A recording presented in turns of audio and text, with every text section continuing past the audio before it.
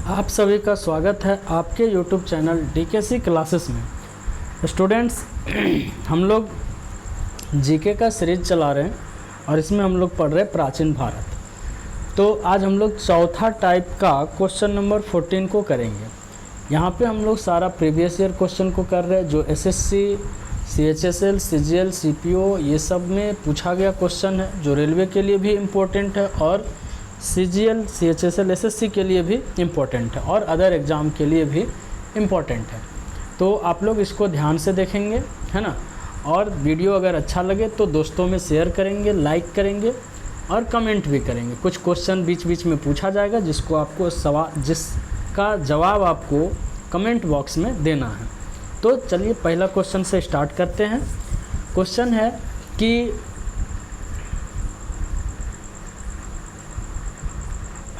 देखिए, क्वेश्चन है कि गुप्त शासकों की सरकारी या दरबारी भाषा क्या थी। गुप्त शासक का जो दरबारी भाषा था वो क्या था? पाली था, प्राकृत था, हिंदी था या फिर संस्कृत था? तो आपका सही जवाब होगा संस्कृत। ठीक है, अगला क्वेश्चन को देखते हैं। अगला क्वेश्चन है कि गुप्त शासन के दौरान निम्नलिखित में से ऐसा व्यक्ति कौन सा था जो एक महान खगोल विज्ञानी तथा गणितज्ञ था? आपके पास ऑप्शन 4 गो है दिया हुआ है, भानुगुप्त, बाणभट्ट, आर्यभट्ट या फिर वराहमिहिर।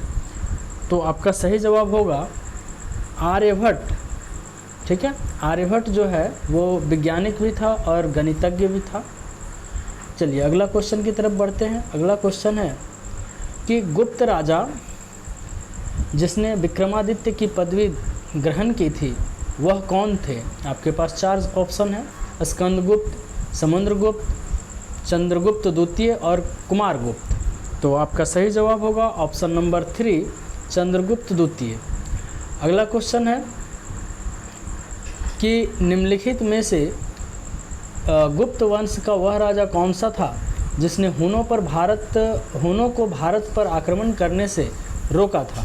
आपके पास 4 जवाब है, 4 ऑप्शन है, कुमारगुप्त, समुद्रगुप्त, स्कंदगुप्त और चंद्रगुप्त। तो आपका सही जवाब होगा ऑप्शन नंबर 3 और ऑप्शन नंबर 3 जो है वो है स्कंदगुप्त।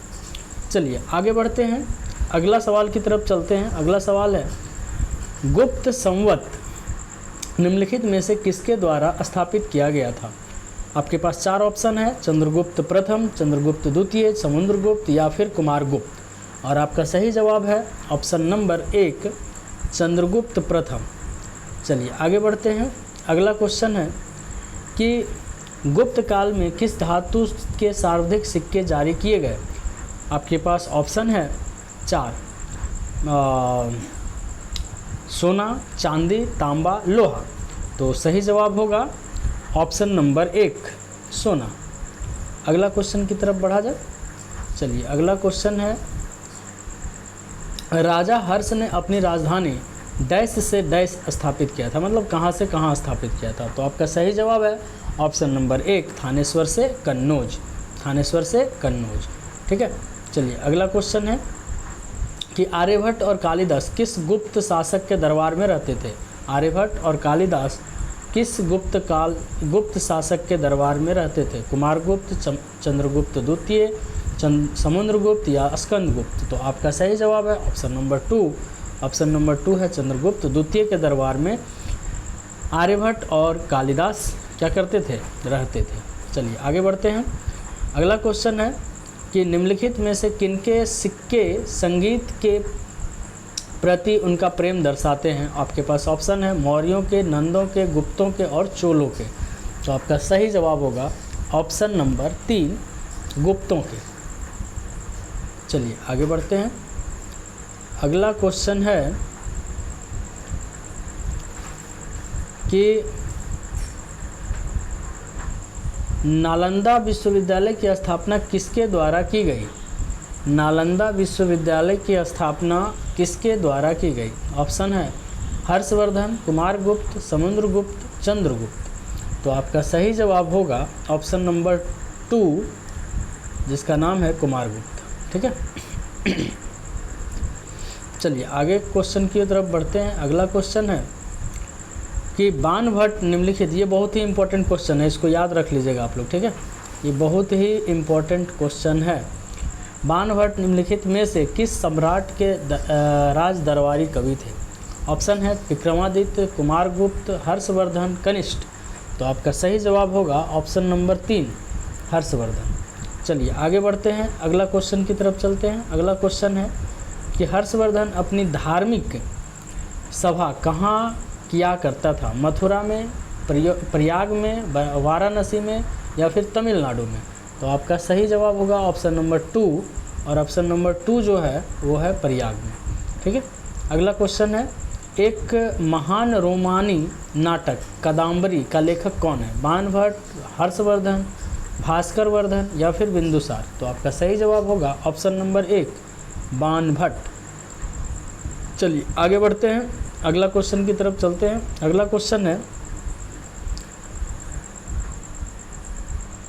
क्वेश्चन है कि निम्नलिखित में से किसकी रचना हर्षवर्धन ने नहीं की थी?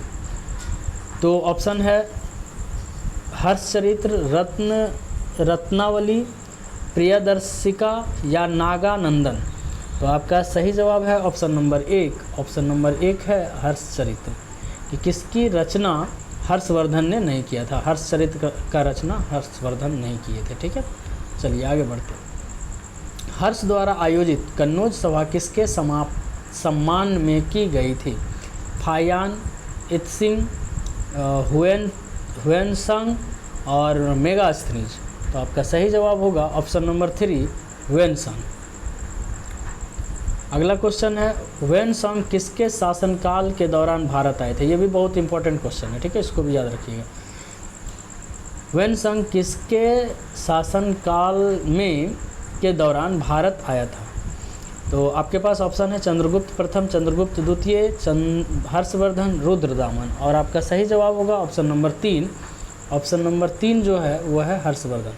इससे रिलेटेड एक क्वेश्चन है कि फाहियान जो है भारत किसके शासनकाल में आए थे? आप लोग कमेंट बॉक्स में इसका जवाब दीजिएगा, ठीक है। चलिए आगे बढ़ते हैं।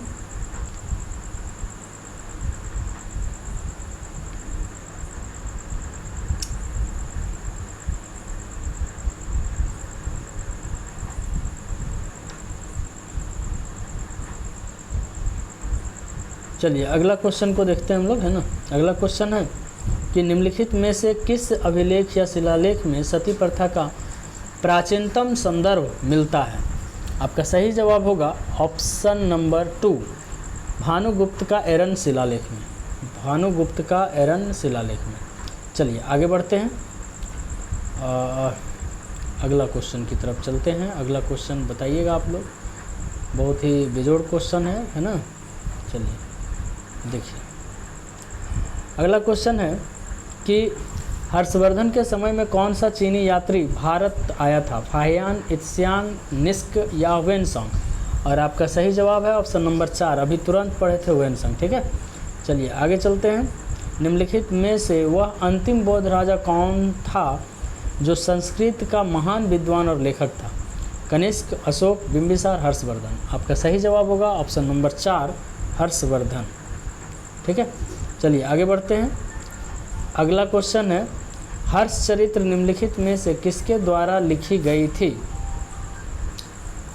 हर्षचरित्र निम्नलिखित में से किसके द्वारा लिखी गई थी? कालिदास, बाणभट्ट, वाल्मीकि, व्यास? तो आपका सही जवाब है ऑप्शन नंबर 2। ऑप्शन नंबर 2 है बाणभट्ट। चलिए आगे बढ़ते हैं। अगला क्वेश्चन है, राजा हर्षवर्धन के दरबारी कवि कौन थे? राजा हर्षवर्धन के दरबारी कवि कौन थे? तुलसीदास, बाणभट्ट, सूरदास या रसखान? तो आपका सही जवाब होगा ऑप्शन नंबर 2 बाणभट्ट, ठीक है। चलिए आगे बढ़ते हैं। अगला क्वेश्चन है कि अजंता और एलोरा की गुफाएं भारत के किस राज्य में स्थित है? केरल, उड़ीसा, महाराष्ट्र, जम्मू और कश्मीर? तो आपका सही जवाब होगा ऑप्शन नंबर 3। ऑप्शन नंबर 3 है महाराष्ट्र। चलिए आगे बढ़ते हैं। अगला क्वेश्चन है, विक्रमशिला विश्वविद्यालय की स्थापना किसने की थी? विक्रमशिला विश्वविद्यालय की स्थापना कौन किया था? गोपाल, देवपाल, कर्ण या धर्मपाल? तो आपका सही जवाब होगा ऑप्शन नंबर 4। ऑप्शन नंबर 4 है धर्मपाल। विक्रमशिला विश्वविद्यालय का स्थापना कौन किए थे? धर्मपाल। तो आपको ये बताना है कि आप कमेंट में एक सवाल का जवाब और देंगे कि धर्मपाल जो थे वो कौन से वंश के राजा थे? धर्मपाल कौन से वंश के राजा थे, इसका जवाब आपको देना है। ठीक है, चलिए आगे बढ़ते हैं। वराहमिहिर कौन या क्या है? खगोलज्ञ, अंतरिक्ष यात्री, अंतरिक्ष शटल, पावर स्टेशन? 37 का आंसर है ऑप्शन नंबर 1 और इसका आंसर होगा खगोलज्ञ। ठीक है, चलिए आगे बढ़ते हैं। शून्य के सिद्धांत का प्रतिपादन किसने किया था? ऑप्शन नंबर 1 है चरक, चाणक्य, आर्यभट्ट या वराहमिहिर? तो आपका सही जवाब होगा ऑप्शन नंबर 3। ऑप्शन नंबर 3 है आर्यभट्ट जो है वो शून्य का सिद्धांत दिए थे। अगला है चीनी यात्री सु यून भारत कब आया था? 510 ईस्वी, 518 ईस्वी, 525 ईस्वी, 558 ईस्वी? आपका सही जवाब होगा ऑप्शन नंबर 2 518 ईस्वी। अगला क्वेश्चन की तरफ बढ़ते हैं। अगला क्वेश्चन है अलवार संतों का आविर्भाव निम्नलिखित में से किस आधुनिक राज्य से हुआ? तमिलनाडु, केरल, कर्नाटक, महाराष्ट्र? तो आपका सही जवाब होगा ऑप्शन नंबर 1। ऑप्शन नंबर 1 है तमिलनाडु से। तो ये आज का लास्ट क्वेश्चन था और आज का सेशन कैसा लगा आप लोग कमेंट में ज़रूर बताएंगे और सेशन अगर अच्छा लगे तो दोस्तों में शेयर ज़रूर करिएगा और अगर चैनल पे पहली बार है तो लाइक और सब्सक्राइब ज़रूर कर लीजिएगा ताकि इस तरह का वीडियो आपको मिलते रहे हमेशा। और यहाँ पे आपको बता दें कि जीके का और मैथ का दोनों का आपको वीडियो मिलते रहेगा, है ना। तो ठीक है, आप लोग अपना तैयारी को बढ़िया से रखिए, मस्त रहिए, तंदुरुस्त रहिए, है ना। मिलते हैं अगले वीडियो में, तब तक के लिए जय हिंद।